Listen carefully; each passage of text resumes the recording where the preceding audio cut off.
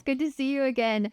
Tell me, have you noticed how every new season brings a fresh wave of quilting trends? Some of them kind of resurface from years ago. Some of them are so good, and I want to dive into them like immediately and start a new quilt project. And others, well, let's just say that like they can stay right where they are. So, everybody's got opinions, right? So spring is all about new inspiration. And I felt like having a chat today about the trends that I am seeing right now in the quilting industry, some of the things that I have noticed at like the quilting shows that I've been to, and, as far as like predictions for the upcoming year. And, some of the trends that I'm loving right now. And I want to share with you also some of the ones that I think I might be skipping this year. Welcome to Loose Threads and Stitches, the podcast where we share all things quilting, creativity, and life. I'm Kristen from I See Stars Quilting, and whether you are deep in a quilting groove right now, or you are just looking for a little bit of inspiration, you are in the right place, my friend. So grab your favorite drink, settle in with your latest project, and just give a listen. Let's chat about what's hot and what's not this spring in the quilting world, what I want to try and what I might, kind of leave untouched, okay? Okay, let's start with something that I am completely here for, and that is pastels. They are everywhere this spring, and honestly, I'm not really mad about it. Those soft pinks, those buttery yellows, and those dreamy, dreamy blues, and those fresh greens that just, they make me happy. They kind of shake off like the winter dead grass feels, right? So have you ever noticed how like those certain colors can instantly lift your mood? Like you just look at something with those colors and you're like, spring, right? Pastels feel like a warm breeze after a long winter, and I am all in on this trend. So I've been seeing some absolutely like stunning pastel quilts lately, these low volume backgrounds, these gradient effects, these like scrappy designs that look like watercolor paintings. Have you seen those? Seriously, it is such a vibe, and it is absolutely on my one day to-do list. But but I would love to hear from you too. Are you like a pastel person, or do you like something bolder? I get that the pastels aren't really for everybody. I kind of fluctuate personally. Like sometimes I love a good, bold, bright, like in your face quilt. And then other times I can really, really appreciate the softness of the, the understated of the tone on tone fabrics. And I can really get behind that. Okay, moving on. This one might be an obvious one, but I am very over at this moment those heavy, dark, wintry fabrics and those flannels. So don't get me wrong. I love a bright quilt. I love those moody color palettes in the colder months. And, like I could totally get behind those too. But once spring starts to roll in and like I'm ready for those, happier, warmer months to come in, give me something light, airy, and fresh. And, I'll save my deep jewel tones and my cozy flannels for next October. Okay. So if you're still working on a winter quilt, there is no shame in that, by the way. But, maybe if it's affecting your mood and you're looking for something a little bit fresh, maybe it's time to set that one aside for a bit and just play with a little something brighter. Just saying, it'll get you in the mood for spring real fast. Here's another trend that you're going to laugh at this one, but florals for spring, groundbreaking. I know, but no, really, this year's florals they kind of have a different feel to them, what the fabric companies are putting out, as like more designers are developing their own particular style in the fabric. And I am loving it. Instead of like these big traditional flower prints that, how do I say this nicely?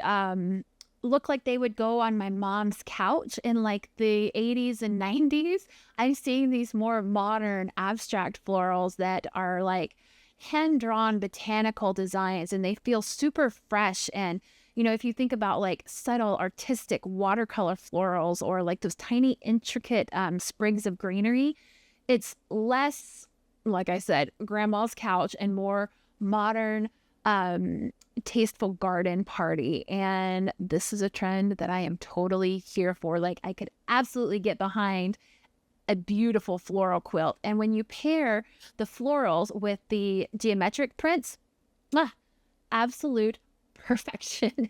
It's such a great mix in the modern quilting world of like soft and structured, and it has this kind of like yin and yang balance to it. And I love it. You can tell me personally, do you love putting florals in your quilts, or do you completely avoid them like the plague? Personally, I know quilters who are firmly on both sides of that wall. So it's not like a right or wrong here. It's just something that I have noticed becoming more and more of a trend. Confession time. I love a good quilt along. I really do, but I have zero patience for the ones that require intense planning, dozens of different fabric selections, and a PhD in time management. If you've ever joined a quilt along like this, you will absolutely know what I'm talking about. And I love the idea of them. The patterns themselves are stunning and fantastic.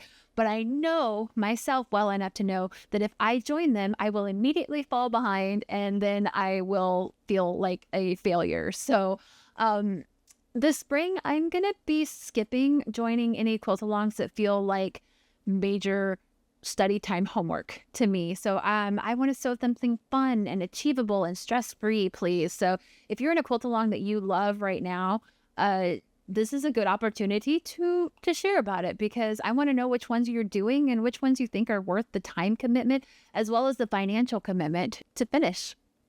Moving on to another trend. This one is absolutely a mood, and I am obsessed.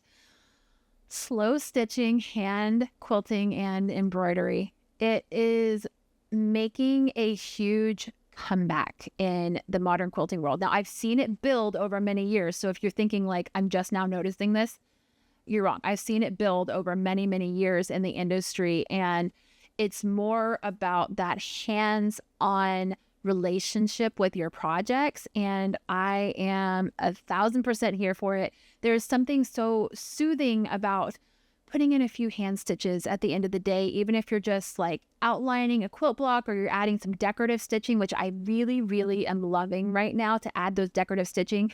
It's like a little reset for your brain, because it's a repetitive motion, and it just it has like this calming effect to it for me. And sometimes it's not even like stitching on the quilt. I've added buttons to my quilt, and that's been like a stress reliever for me too, because it's very satisfying. If you have been feeling rushed or overwhelmed with life and everything in it, try adding a bit of handwork to your quilting routine, because it's weirdly magical. And I don't know exactly what the science is behind it, but it definitely makes a difference to go back to that hand embroidery, that like muscle memory. And it really does help just to kind of soothe the soul. Okay, this next one hurts a little bit, but it has to be said. And I am also telling you because I would love for you to hold me accountable to this. So now that it's not just my secret, this spring I am making an effort to use my fabric stash instead of just growing it. I have a lot of fabric and I love it. I really, really do. But, listen for a second, okay? I've been doing this for probably about 6 months now. I've really tried to cut down on my fabric buying, and I love a good fabric haul as much as anyone does. But, at some point, I am running out of space and I have to actually sew with it. So I'm challenging myself to shop my own stash first before buying any more fabric. It's hard sometimes. If if you are a proud member of the Fabric Collectors Club, and there's no judgment if you are in a point in your life where you are just amassing the biggest stash you can personally have. I have amassed more fabric than I quite know what to do with it this moment. And it's more so when I go and I see the fabric, it's not just, oh, I like that fabric. I look at it and I say, I want to make a quilt out of this.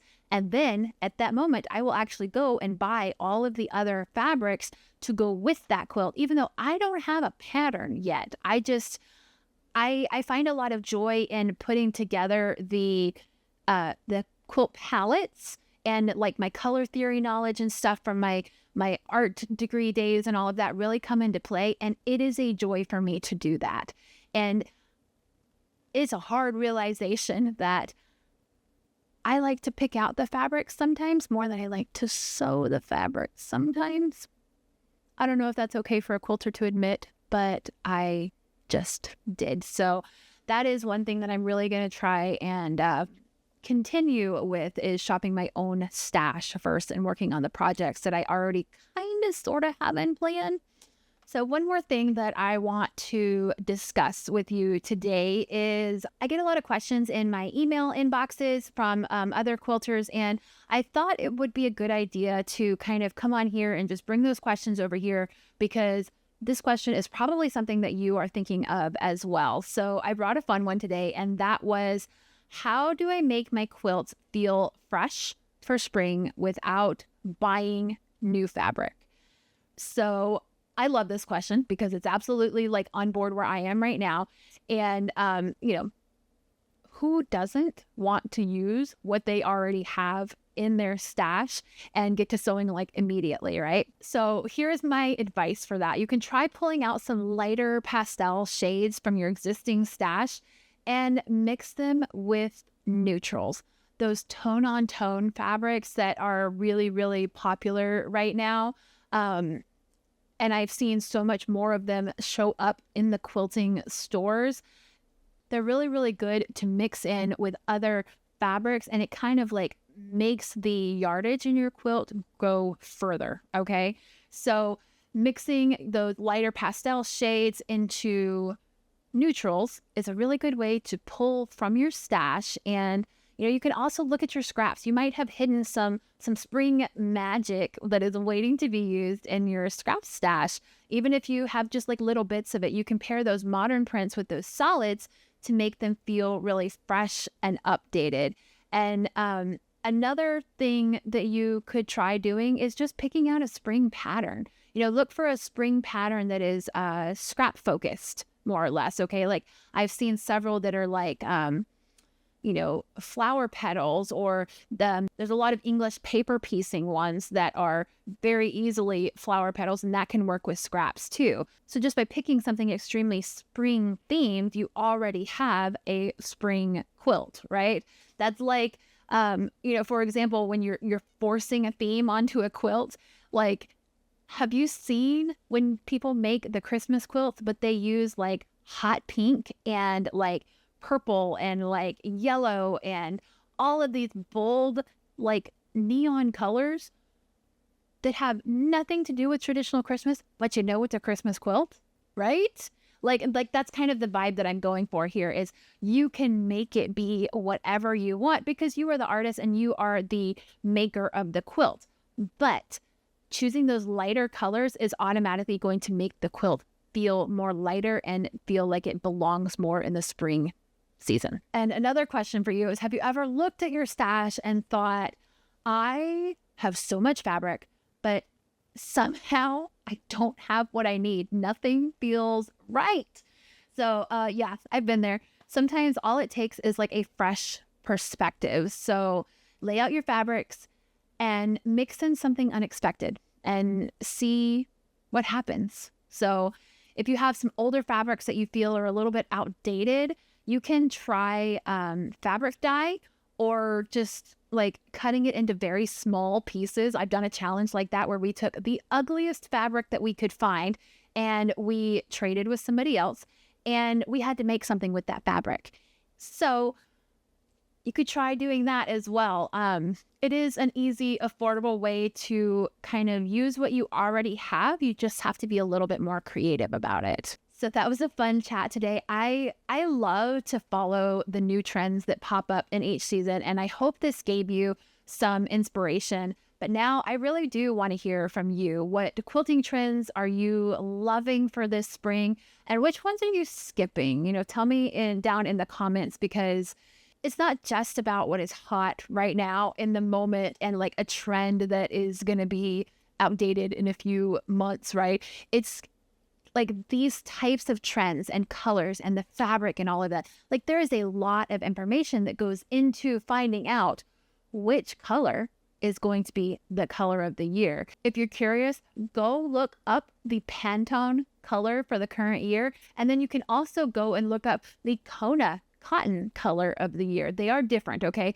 But those colors go in and they influence all kinds of design trends, from home decor to furniture to paint to the way that you will be advertised to in magazines, right? They want that kind of commonality between all things in the industry. And yeah, it's a big thing. I know I geek out over like nerd stuff like that and designer stuff like that. But really, it's kind of interesting, right? So thank you for hanging out with me today. Until next time, I want you to keep stitching, keep creating, and most of all, enjoy the process of quilting. I'm Kristen with ICStarsQuilting.com. I'll see you soon. Bye.